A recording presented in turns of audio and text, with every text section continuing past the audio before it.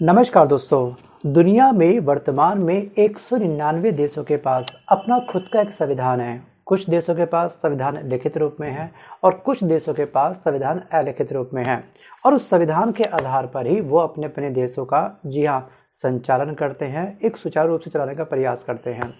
But in तमाम देशों के अंदर कभी भी संविधान को लेकर के वाद विवाद हुआ भी तो बिल्कुल ना के बराबर हुआ।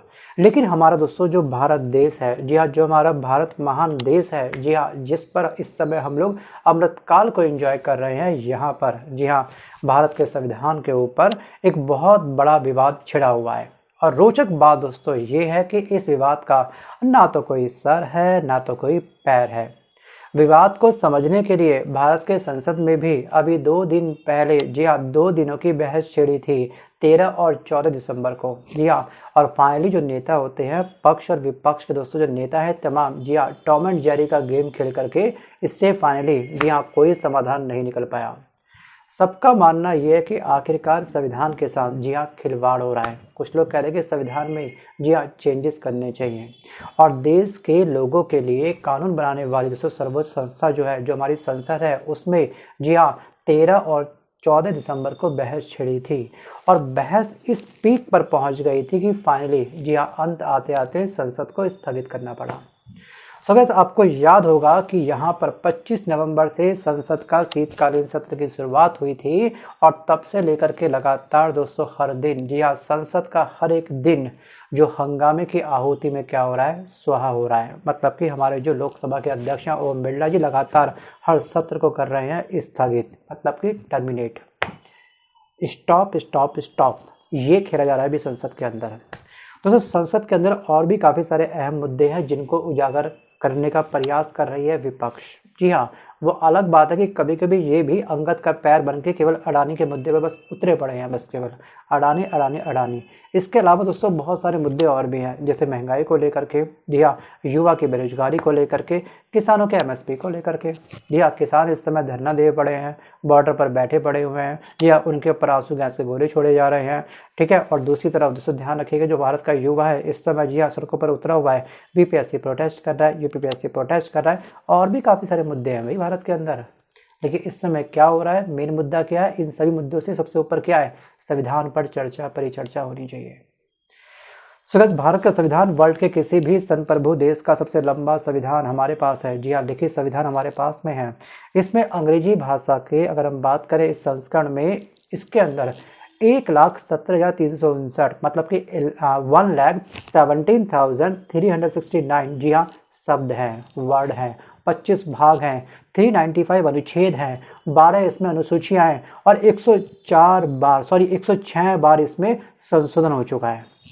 फिर भी सोचिए, इतना मॉडिफाई अपने संशोधन को कर दिया, जो हमारा मूल संविधान था 106 बार उसके साथ आपने छेड़खानी कर दिया, फिर भी आपको चैन नहीं आ रहा है। क्या चाहते हो कि भारत का एक नया संविधान लिखा जाए? वो भी वर्तमान के जो हमारे नेता हैं उनके द्वारा।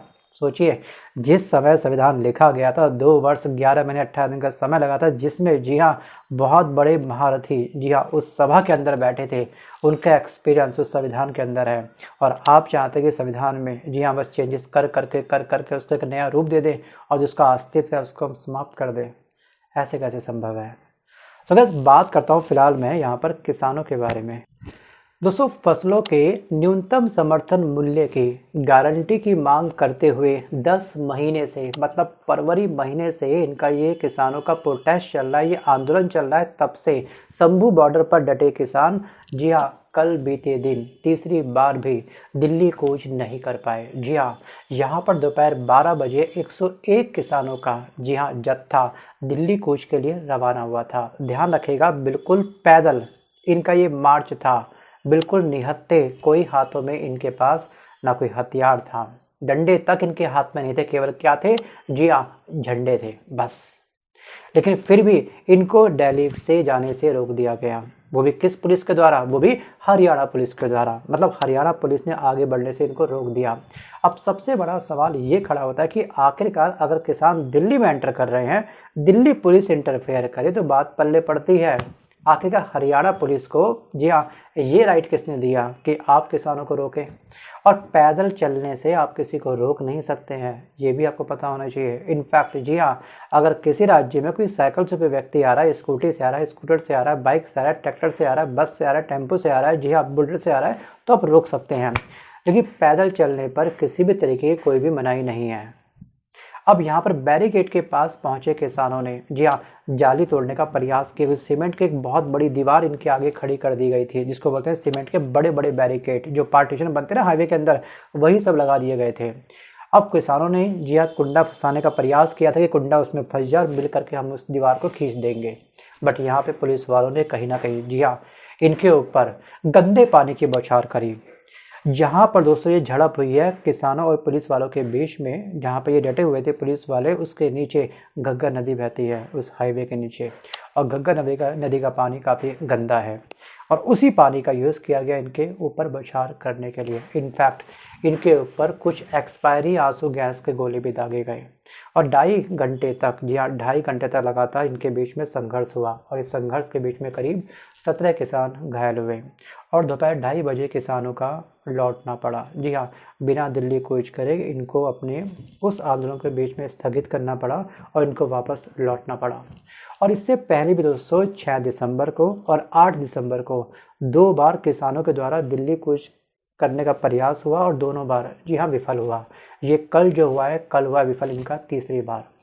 और शनिवार को प्रदर्शन के दौरान लुधियाना के एक किसान है जिनका नाम है दोस्तों जोध सिंह। जी हाँ, जोध सिंह ने जहर खा करके आत्महत्या करने का प्रयास किया। जी हाँ, इतने परेशान हो गए थे, उन्होंने जहर खा लिया। फिलहाल उनकी हालत दोस्तों अभी खतरे से बाहर है, लेकिन दोस्तों प्रयास सफल भी हो सकता था। और हमारी केंद्र सरकार के ऊपर सबसे बड़ा क्वेश्चन मार्क है, जिस समय अन्नदाता, जी हाँ, जहर खाने के लिए मजबूर हो जाए, सोचिए फिर उस देश का क्या ही हो सकता है। और दोस्तों अभी कुछ समय पहले आपको पता होगा कि 26 नवंबर से, जी हाँ, एक व्यक्ति और है जो इस समय खनौरी बॉर्डर पर 19 दिन से लगातार, आज उनका शायद 22वां दिन है, जी हाँ, ये आमरण अनशन पर बैठे हुए हैं। इनका नाम है, जी हाँ, इनका नाम है जगजीत सिंह ढल्लेवाल, जिनको हम लोग ढल्लेवाल के नाम से जानते हैं। इनकी हालत लगातार दोस्तों बिगड़ती जा रही है। सोचिए तब से अब तक आज 22 दिन तक लगातार इन्होंने अन्न का एक भी, जी हाँ, दाना नहीं निकला है। सोचिए शरीर पानी तक पचाने में इस समय क्या हो चुका है, इनका असमर्थ हो चुका है और हालत डे बाय डे बिगड़ रही है। और शनिवार को एक संदेश जारी करते हुए डल्लेवाल जी ने ये कहा कि मेरी ज़िंदगी की चिंता करने के लिए सुप्रीम कोर्ट का धन्यवाद, और मेरी ज़िंदगी से ज़्यादा ज़रूरी किसानों का जीवन है, क्योंकि सुप्रीम कोर्ट किसानों की खुदकुशी रोकने के लिए सरकार पर, जी हाँ, दबाव डाला था। क्योंकि सुप्रीम कोर्ट ने साफ साफ फटकार लगाई थी केंद्र सरकार को, खासतौर पर जो हमारे वर्तमान के केंद्रीय कृषि मंत्री है। कौन है इस समय केंद्रीय कृषि मंत्री भारत के? अगर आप है एक जागरूक भारतीय है तो आपको नाम पता होगा इनका। वीडियो को पॉज करके आप मुझे कमेंट जरूर करिएगा। जी हाँ, उनका नाम है दोस्तों शिवराज सिंह चौहान। जी हाँ, इन्होंने कोई भी सुध नहीं ली और सुप्रीम कोर्ट ने कहीं ना कहीं बहुत बड़ी फटकार लगाई है इन तमाम नेताओं को कि आप आखिरकार शुद्ध क्यों नहीं ले रहे हो। इतने लंबे समय से आते किसान संघर्ष कर रहे हैं और इस समय, जी हाँ, भारत की अर्थव्यवस्था, जी हाँ, बिगड़ी हुई है। सभी हाईवे इस समय क्या है, जाम पड़े हुए हैं और एक तरह से एक बहुत बड़ी अर्थव्यवस्था से क्या हो सकती है, ठप हो जाती है। और फाइनली सुप्रीम कोर्ट ने बोला है कि जो भी हाईवे इस समय ब्लॉक किए गए हैं उनको खोल दिया जाए और सरकार जल्द से जल्द, जी हाँ, एक प्यारा कदम उठाए, जी हाँ, किसानों को लेकर के, किसानों के एमएसपी को लेकर के। अब दोस्तों इस पर क्या निकलेगा समाधान वो तो बताएगा आने वाला वक्त। बट लेकिन दोस्तों आज है 16 दिसंबर। जी हाँ, आज 16 दिसंबर को, जी हाँ, किसानों के द्वारा कुछ नया होने वाला है। एक बहुत बड़ा अप्रत्यक्ष रूप से, जी हाँ, एक बहुत बड़ी हुंकार भरी है हमारे भारत के किसानों ने, जी हाँ, केंद्र सरकार के लिए। और दोस्तों आज के दिन, जी हाँ, 16 मार्च, आज के दिन जो हमारे किसानों के संगठन के जो प्रमुख नेता हैं उन्होंने तमाम राज्यों से और तमाम केंद्र शासित प्रदेश के किसानों से, जी हाँ, एक अपील करी है, एक रिक्वेस्ट करी कि आप अपने अपने राज्य के अंदर, जी हाँ, ट्रैक्टर मार्च निकालो। और उसके बाद, जी हाँ, परसों 18 दिसंबर को पंजाब भर में ट्रेन रोको अभियान चलाया जाएगा। मतलब कि किसान 12 से लेकर के 3 बजे तक रेल यातायात को पूरी तरीके से ठप रखेंगे। और दोस्तों सोचिए कि इस तरह से हमारे भारत की अर्थव्यवस्था कितनी कमज़ोर पड़ती है। थिंक अबाउट इट, विचार जरूर करिएगा। अब दोस्तों अगला, जी हाँ, दिल्ली कूच के लिए अगली रवानगी या फिर अगली रणनीति क्या होगी, कौन सी डेट डिसाइड होगी, वो सब डेट डिसाइड होगी 18 दिसंबर के बाद, जी हाँ, रेल रोको अभियान के बाद, क्या पता सरकार पिघल जाए, इनकी बातों को मान ले और दिल्ली कूच करने की इनको आवश्यकता ना पड़े। अब दोस्तों ये बताएगा आने वाला वक्त। लेकिन दोस्तों यहाँ पर किसानों ने ये भी फाइनल बताया है पत्रकारों की, अगला जत्था जब भी जाएगा उसमें हरियाणा के किसान और महिलाएं भी शामिल होंगे। और इन्होंने आरोप ये लगाया कि पुलिस ने 1 किलोमीटर पीछे तक, जी हाँ, जो बीते कल के दिन हुआ है उसमें 1 किलोमीटर पीछे तक रॉकेट लॉन्चर से आंसू गैस के गोले दागे थे और रबड़ की गोलियां भी दागी थी। आंसू गैस के गोले एक्सपायर थे। सोचिए उनकी आंखों पर कितना बड़ा ये प्रहार था। दोस्तों आंसू गैस के गोले से आंखों पर इफेक्ट पड़ता है, इनफैक्ट लंग्स के अंदर भी एक नेगेटिव इफेक्ट पड़ता है। सोचिए हमारे अन्नदाताओं के साथ इतना बड़ा कल अत्याचार हुआ है। सो गैस आज के इस वीडियो में बस कर इतना ही। आपको क्या लगता है कि यही हमारे अमृतकाल की प्यारी सी तस्वीर थी, जिसमें जी हाँ किसान का विकास हो चुका है, भारत का युवा बेरोजगारी के हिसाब से उनका विकास हो चुका है? क्या लगता है आपको? आप मुझे कमेंट करके ज़रूर बताइएगा। धन्यवाद।